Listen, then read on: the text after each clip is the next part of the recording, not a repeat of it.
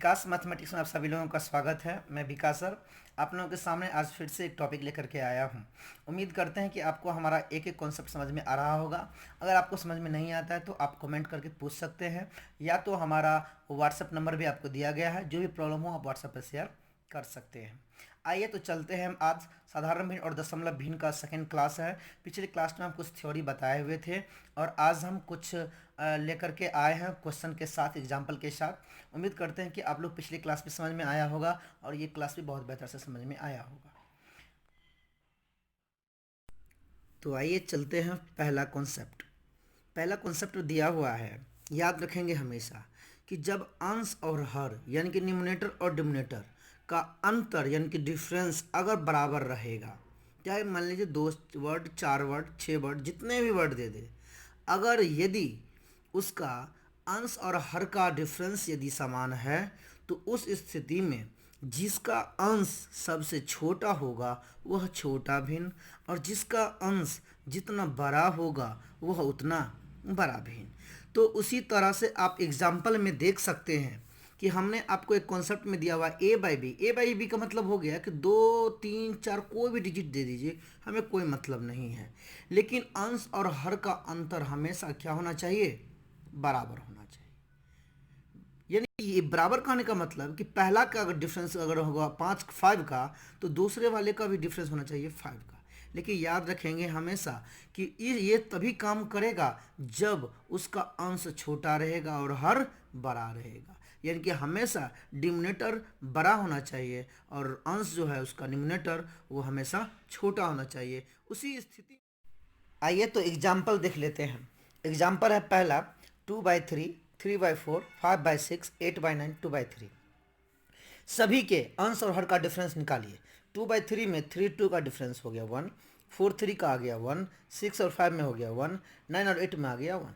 तो अब इसमें हमें सबसे पहले ज्ञात करना होगा छोटी और बड़ी।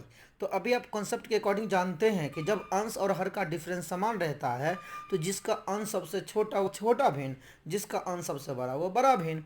तो इसमें सबसे छोटा कौन हो जाएगा? 2/3, और सबसे बड़ा कौन सा हो जाएगा? 8/9। नेक्स्ट क्वेश्चन है एग्जाम्पल में ही कि 4/11, 6/13, सबके अंश और हर का डिफरेंस देखिएगा तो इसमें 7 का आ रहा है। तो 7 का आ रहा है, इसका मतलब सबका डिफरेंस समान है। और सबका डिफरेंस जब समान रहे तो हम क्या करते हैं कि जिसका अंश, अब हर को नहीं देखना है, जिसका अंश जितना छोटा वह सबसे छोटा भिन्न, और जिसका अंश सबसे बड़ा सबसे बड़ा भिन्न। तो निकाल लीजिएगा तो इसमें सबसे छोटा हो जाएगा क्या चीज़? 4/11, और सबसे बड़ी संख्या क्या हो जाएगी? 10/17। तो याद रखेंगे इसी बात को। छोटा सा एक कॉन्सेप्ट है, अगर याद रखेंगे तो आपको बहुत सिंपल से बन जाएगा। इसी तरह से आप इसको असेंडिंग डिसेंडिंग यानी कि आरोही और अवरोही क्रम में भी इसी को आप सजा सकते हैं।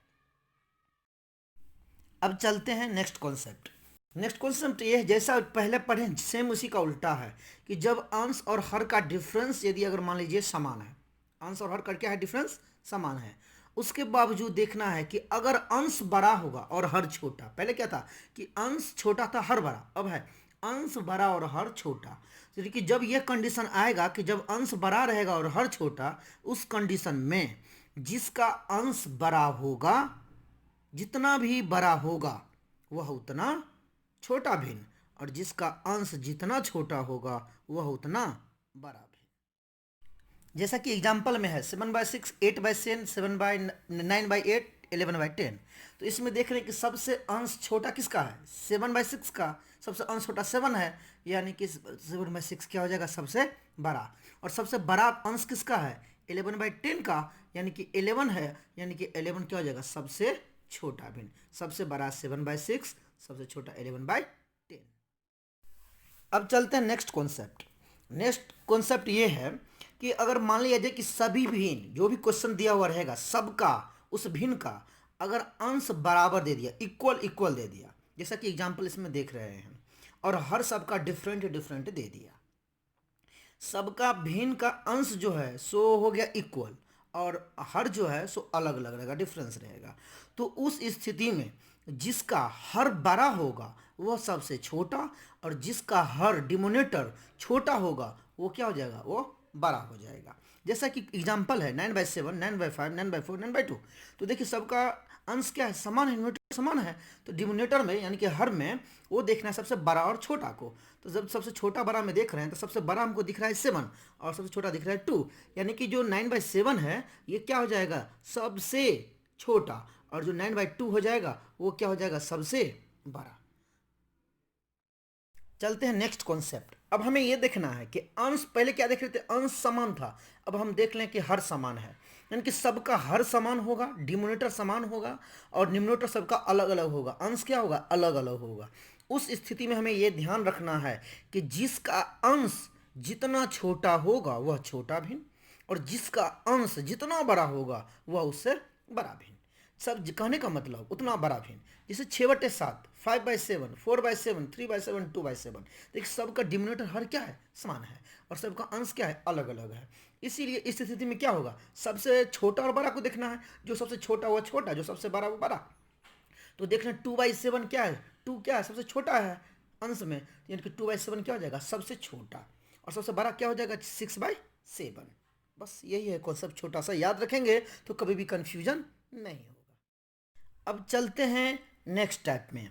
क्या है, सबसे पहले हमें ये देखना है कि आप जो भी कैलकुलेशन करते हैं वो कैलकुलेशन कितना फास्ट करते हैं। अभी जैसे भिन्न करना है तो उसको पूर्णांक तोड़ेंगे, फिर उसको एलसीएम लेंगे, फिर बनाएंगे, तो इसमें क्या होगा, वो डिजिट बड़ा बड़ा हो जाता है, मौत से कैलकुलेशन नहीं हो पाता है। इसलिए आप चाहते हैं कि मुँह से ही कैलकुलेशन हो जाए, हमें किसी चीज़ की ज़रूरत ना पड़े। तो इसके लिए आपको क्या करना होगा, जब भी हम भिन्न जोड़ या भिन्न घटाव बनाएंगे और यदि वो पूर्णांक में है तो सभी पूर्णांक वाले को एक साथ ऐड कर लेंगे, और फिर जो भी बचेगा, ये सब्ट्रैक्ट होगा, सब्ट्रैक्ट कर लेंगे। ठीक है, जो भी पूर्णांक होगा पहले उसको ऐड या सब्ट्रैक्ट कर लेंगे, फिर जो रेस्ट बचेगा भिन्न उसका हम क्या करेंगे, एलसीएम निकाल के जैसे जो करते हैं उससे करेंगे। इससे क्या होगा, डिजिट छोटा रहेगा तो हमें कैलकुलेशन करने में भी क्या होगा, आसान होगा। इसलिए आपको ये दिया गया है।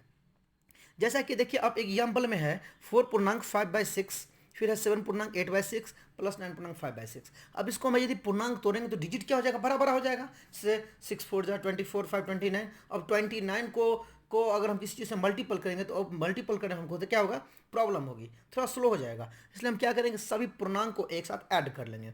तो ऐड कर लीजिएगा, तो 4 7 9 को जोड़ दीजिए। ठीक है, तो 7 4 हो गया 11, 9 20 हो गया।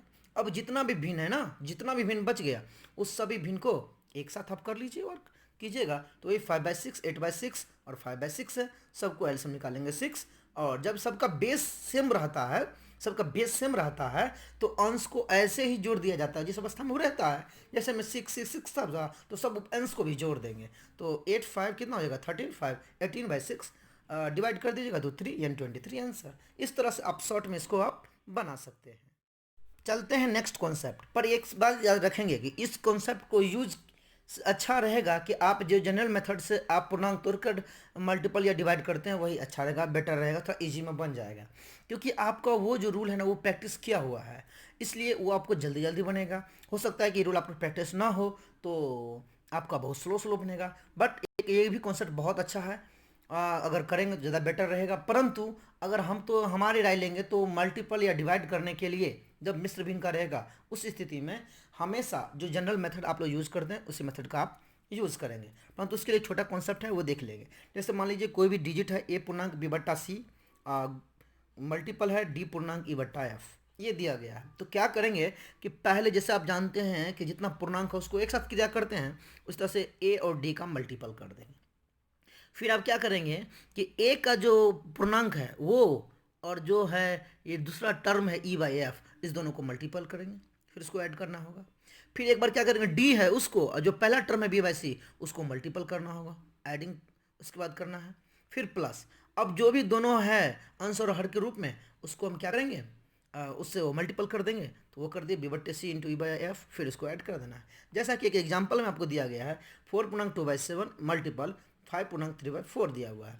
अब इसको करना है तो क्या करेंगे, दोनों को 4 और 5 दोनों को मल्टीपल कर दिए, हो गया प्लस। फिर 4 को पहला मतलब को सेकेंड वाले 3/4 से मल्टीपल कर देंगे तो 4 × 3/4 हो गया। अब फिर प्लस, फिर क्या करेंगे, ये 5 है इसको ये 2/7 से मल्टीपल तो 5 × 2/7 प्लस। अब क्या दोनों भिन्न का गुना कर देंगे तो 2/7 × 3/4। अब सबको ऐड कर दीजिएगा तो आपका क्या हो जाएगा आंसर। इस तरह से आप शॉर्ट से ऐसे भी आप बना सकते हैं।